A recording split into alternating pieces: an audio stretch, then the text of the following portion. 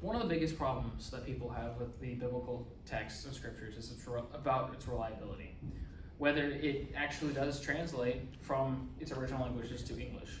This is a thing, and whether those original languages were even accurate to what people actually said it did.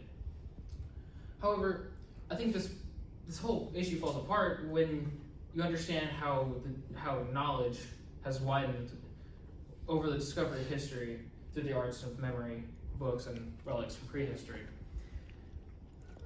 Originally, memorization was the key to history. It was the way people understood history, it was the way people were able to relate to it. For example, there's a Greek hero named Diomedes who his big claim to fame was he was within a banquet, and when he had left after giving a speech, the entire building collapsed, and the people couldn't identify the bodies that were inside the banquet. But he was, as he had memorized who was sitting where and could identify the bodies. It was an incredible mark of memorization that was able to cherish the memories of all the people lost in that banquet. And that kind of memory, that skill, was passed down generation after generation. It was a priority for students to learn how to memorize word for word and scene for scene everything they saw or read.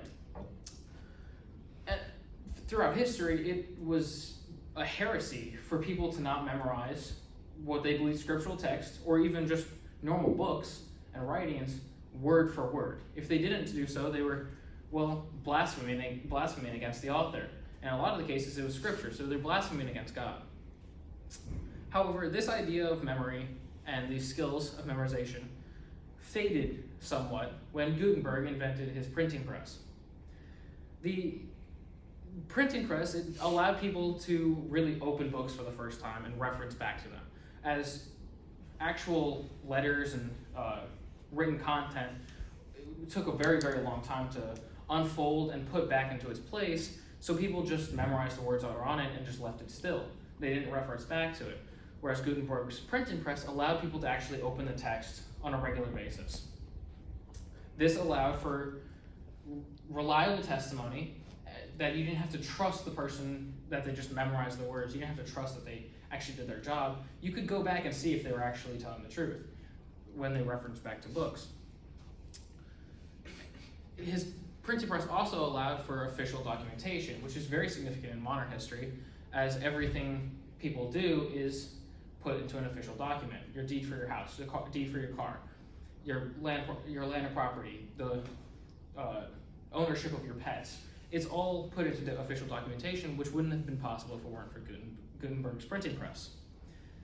But the most important of any of these things and attributes was when Gutenberg's printing press allowed for the mass production of the Holy Scriptures and the Bible, as no longer did the Pharisees and Sadducees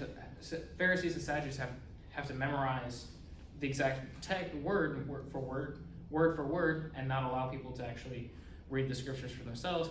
This allowed mass production and mass distribution of the Bible, which created a massive insurgence of Christians and massive boom in Christian popularity.